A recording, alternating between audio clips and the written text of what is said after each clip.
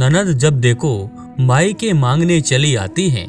सुनीता अपना सारा काम निपटा कर अपने कमरे में आराम कर रही थी कि इतने में बाहर से डोर बेल बजने की आवाज आई। आवाज सुनते ही सुनीता बड़बड़ाती हुई दरवाजा खोलने गई, लेकिन दरवाजे पर शायद कोई बेसब्री इंसान खड़ा था।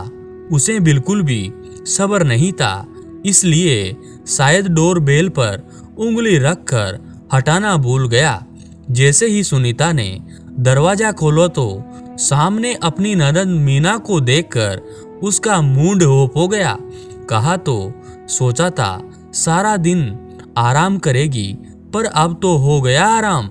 हालांकि ऐसा कभी नहीं था कि वो ननद के आने पर खुश हुई हो या उसके आगे से आगे बढ़कर काम किया हो। नमस्ते ननद को बस नमस्ते किया और हॉल में बिठाकर अपने कमरे में चली गई। वहां जाकर अपने पति वीरेश को कहा, चलो बाहर तुम्हारे कर्जदार आ गए हैं, जाओ जाकर उन्हें हैंडल करो। उसकी बात सुनकर वीरेश हैरानी से बोला, कर्जदार? कैसे कर्जदार? मैंने तो किसी से कर्जा नहीं लिया है, फिर कौन आया है? उसकी बात सुनकर सुनीता मुंह बिगाड़ते हुए बोली, अच्छा फिर तुम्हारी बहन आए दिन यहाँ क्या लेने आती हैं? ना खुद चैन से रहती हैं, ना हमें चैन से रहने देती हैं। अरे दीदी आई है तो खुश होने की जगह ऐसी उटपटांग बातें क्यों कर रही हो? वीरेश खुश होते हुए बोला, दीदी तुम्हारी हैं, मेरी नहीं है। और वैसे भी इन्हें मेरा संडे बर्बाद करके पता नहीं क्या मिलता है। अभी आप बेटे क्या हो, जाओ उनके पास, मैं थोड़ी देर आराम करना चाहती हूँ। अरे आराम करना है तो कर लेना, किसने मना किया है तुम्हें? तुमने पानी वगैरह तो पकड़ा दिया ने उन्हें, तुम्हारी बहन है, तुम खुद कर लो, मुझे आराम करने दो। सुनीता आंखें तरेरती हुई बोली। वीरेश उसके आगे कुछ कह नहीं पाया और सीधे कमरे से बाहर निकलकर बाहर आ गया। बाहर मीना को बेटा देखकर वीरेश उसके पास आया और उसके पैर छूकर बोला, कैसी हो दीदी आप? अकेले आए हो, गुड़िया को भी साथ ले आते। बस मैं ठीक हूँ, गुड़िया आज अपनी दादी के साथ मंदिर गई है। तू बता तू कैसा है? मैं भी ठीक हूँ दीदी, आप बैठो जरा, मैं आपके लिए चाय पानी लेकर आया। मीना ने कुछ नहीं कहा, जानती थी कि उसका आना सुनीता को पसंद नहीं था, पर भाई के प्यार का मोह उस मोह में बंधी हुई थी, इसलिए हर महीने एक बार जरूर उससे मिलने आ जाती थी। मीना 15 साल की थी और वीरेश 10 साल का था जब मम्मी पापा की डेथ हुई थी।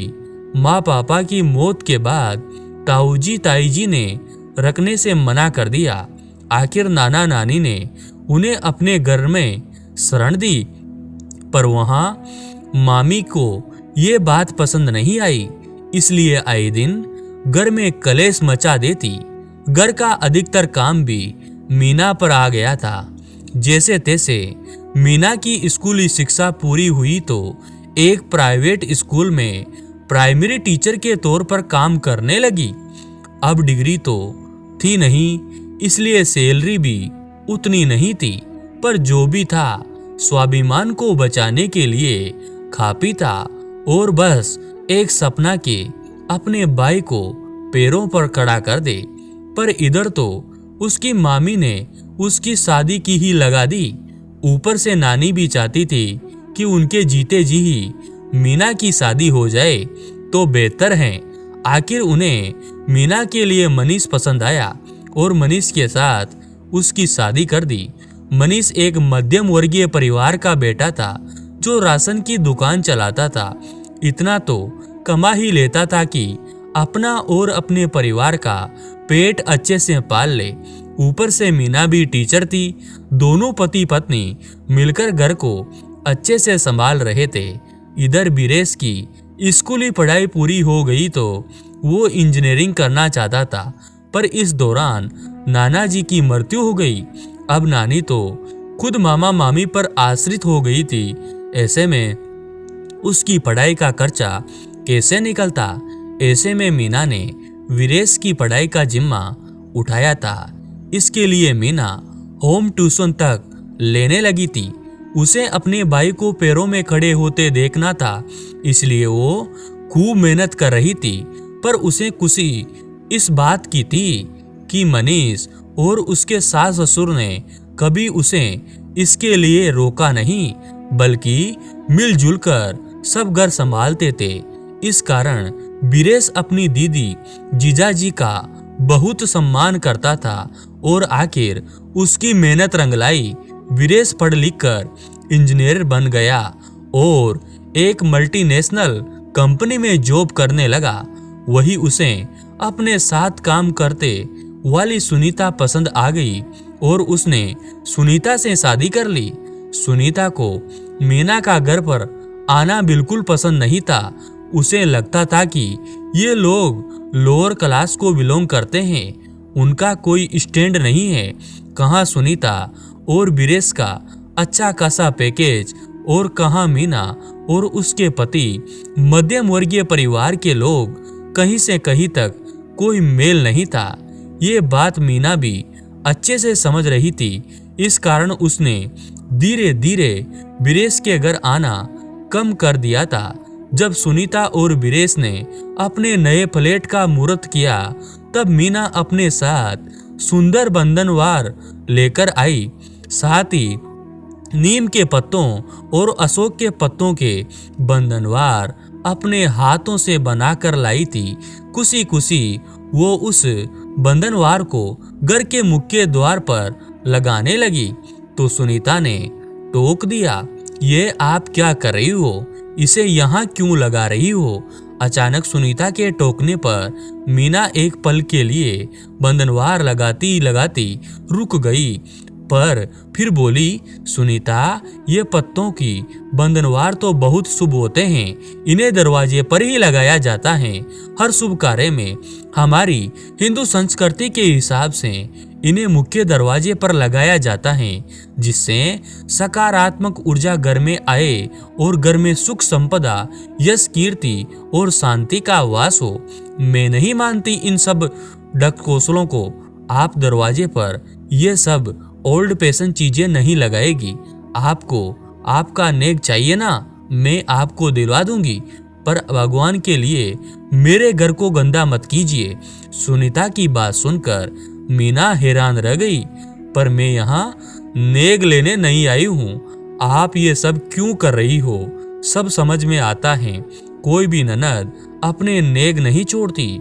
सभी इसी लालच में ये सब करती हैं। मीना कुछ कहने को हुई, तभी उसका ध्यान मनीष की तरफ गया। मनीष ने इशारे से बंधनवार लगाने के लिए मना कर दिया। मीना ने उन बंधनवारों को मन महसूस कर वापस अपने बैग में रख लिया। जब ये बात गिरीश को पता चली तो दोनों वही रिश्तेदारों के सामने ही लड़ पड़े। ये देखकर मीना को बिल्कुल अच्छा नहीं लगा, तो उसने उन दोनों को चुप कराने की कोशिश की, पर सुनीता ने उस पर ही इल्जाम लगाते हुए कहा, अब तो मिल गए आपको तसल्ली। मेरे घर की शांति भंग करके मन को बड़ा सुकून मिल गया होगा। ओ, आपको क्या लेने के लिए आप ऐसी हरकतें करती हो? बेवजह मेरा जीना दुश्वार कर रखा है। इतना सब कुछ हंगामा हो जाने के बाद मनीष जी मीना को लेकर घर आ गया। उस दिन के बाद मनीष जी ने तो कभी भी उनके घर में कदम नहीं रखा, पर मीना तो भाई के प्यार से बंधी हुई थी, इसलिए अब महीने में एक बार ही आती थी। इतने में वीरेश चाय बनाकर ले आया। मीना ने चाय पी और थोड़ी बहुत इधर उधर की बातें की, वहां से रवाना हो गई।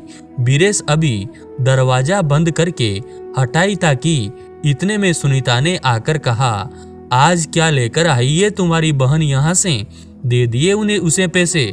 तुम्हारी सोच कितनी खराब है सुनीता। तुम्हें ये क्यों लगता है कि दीदी मुझसे लेने ही आती हैं?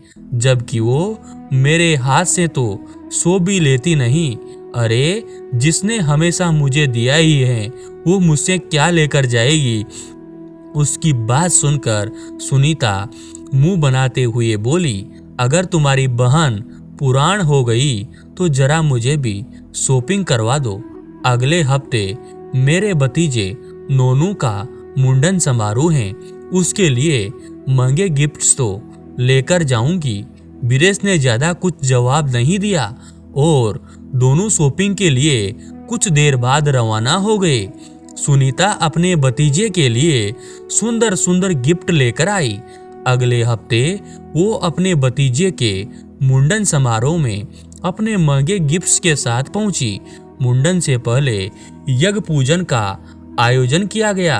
सुनीता के मायके के रीति रिवाज के मुताबिक मुंडन में नोनू को अपनी बुआ की लाई हुई ड्रेस पहननी थी। सुनीता नोनू के लिए बहुत सुंदर ड्रेस लेकर भी गई थी, लेकिन ये क्या, उसकी भाभी ने अपने मायके से आई हुई ड्रेस अपने बेटे को पहना दी। यह देखकर सुनीता ने कहा, भाभी, मुंडन से पहले पूजन में भतीजा तो बुआ की लाई हुई ड्रेस पहनकर ही बैठता है, फिर आपने अपने मायके वालों की ड्रेस क्यों पहना दी। ये सुनकर उसकी भाभी ने कहा, अरे सुनीता, तुम क्यों नाराज हो रही हो। मेरी मम्मी कितनी सुंदर ड्रेस लेकर आई थी, मुझे बहुत अच्छी लगी, इसलिए मैंने नोनू को वो ड्रेस पहना दी। पर भाभी, रिवाज के मुताबिक तो नोनू को मेरी लाई हुई ड्रेस पहनी थी।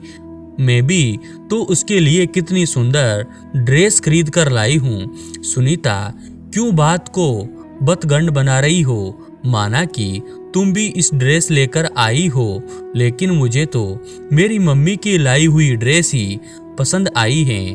और रही बात तुम्हारी नेक की, तो वो मैं तुम्हें दिलवा दूंगी।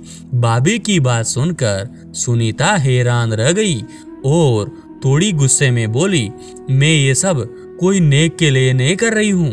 हो कम ऑन सुनीता, जहाँ तक मुझे पता है ननद ने ये सब नेक लेने के लिए करती हैं और हमेशा अपने मायके कुछ ना कुछ लेने ही आती हैं। उस दिन तुमने ही अपनी ननद से कहा था जब वो तुम्हारे फ्लैट के इनॉग्रेशन में आई थी।